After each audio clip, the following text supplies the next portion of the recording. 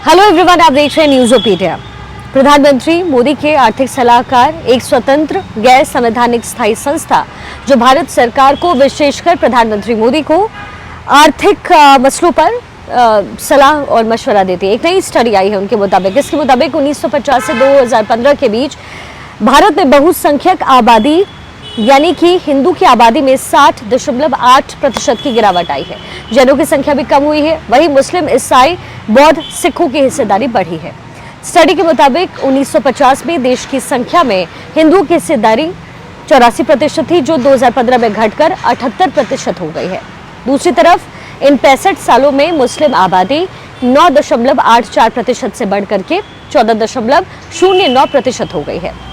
ईसाई आबादी का हिस्सा 2.24% से बढ़कर के 2.36% हुआ और सिख का हिस्सा 1.24% से बढ़कर 1.85% हुआ। इस स्टडी में दुनिया भर के 167 देशों के ट्रेंड का आकलन किया गया है।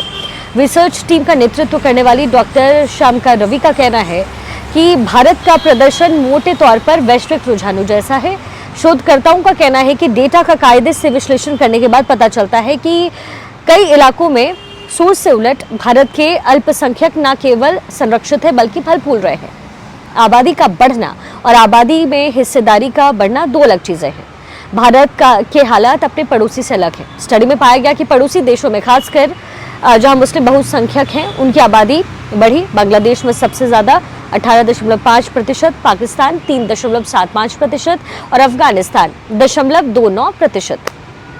बहुसंख्यक आबादी के हिस्सेदारी में सबसे बड़ी गिरावट म्यांमार में है। पिछले 65 वर्षों में ये जो ट्रेंड है बदला है। पड़ोसी मुल्क नेपाल की बहुसंख्यक समुदाय यानी कि हिंदुओं की आबादी देश की हिस्सेदारी में घटी है तकरीबन 3.6%। इस रिपोर्ट को लेकर के राजनीतिक बयानबाजी हो रही है, तरह तरह की प्रतिक्रियाएं हो रही है, बीजेपी से भुना रही है।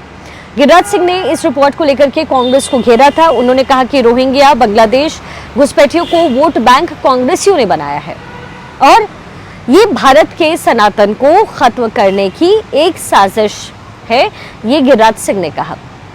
चुनावी दिनों सर पर है।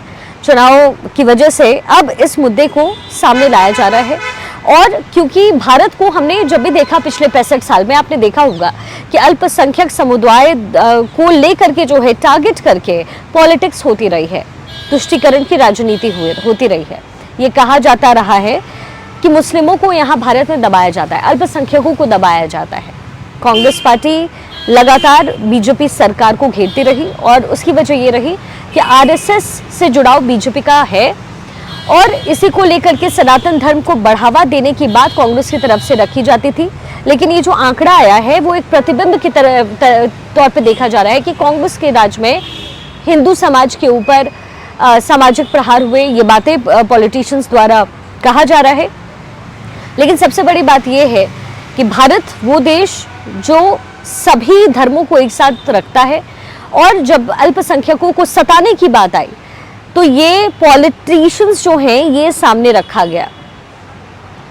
तो अब जाहिर है सवाल ये उठता है कि वो भारत जो हमेशा डेमोक्रेसी को आगे लेकर बढ़ता रहा है, वो भारत जो किसी भी समुदाय को समान रूप से देखता रहा है, अब ये जो ग्राफ आया है, ये जो रिपोर्ट आया है, उसके बाद आपको क्या लगता है? क्या आपको भी लगता है कि अल्पसंख्यकों को यहाँ पर दबाया गया है? क्या आपको भी लगता है कि अल्पसंख्यकों की आबादी घटी है? क्योंकि ये जो पूरा का पूरा ब्यौरा है, ये जो पूरा का पूरा सर्वे आया है, वो ये बताता है कि भारत में अल्पसंख्यक जो 1950 में थे उसके बाद उनमें इजाफा हुआ है। यानी पॉलिटिशियंस तुष्टीकरण की राजनीति भले कर लें, लेकिन भारत की तस्वीर पूरी तरीके से क्लियर है।